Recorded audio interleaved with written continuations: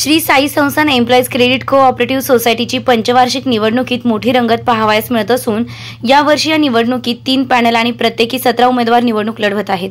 या लढतीत साई जनसेवा पॅनलकडून माजी चेअरमन यादवराव कोते, प्रतापराव कोते तर साई हनुमान जनसेवा पॅनलकडून माजी चेअरमन राजेंद्र जगताप यांच्या अध्यक्षतेखाली माजी नगरसेवक तथा माजी संचालक देवानंद शेजवळ आणि बापूसाहेब कोते यांसह काही नवीन चेहऱ्यांना संधी देण्यात आली आहे। तर परिवर्तनाचा नारा देत विठ्ठल पवार यांच्या नेतृत्वाखाली परिवर्तन विकास मंडळाचा पॅनल या निवडणुकीत आपले 17 उमेदवार घेऊन निवडणुकीच्या रिंगणात उतरले आहे। या निवडणुकीत माजी चेअरमन राहिलेले तसेच कर्मचाऱ्यांशी तगडा जनसंपर्क असलेले दिग्गज नेते साई जनसेवा हनुमान पॅनलचे अध्यक्ष राजेंद्र जगताप यांच्या नेतृत्वाखाली शिर्डी नगर पंचायतचे माजी नगरसेवक तथा सोसायटीचे संचालक देवानंद शेजवळ यांच्यासह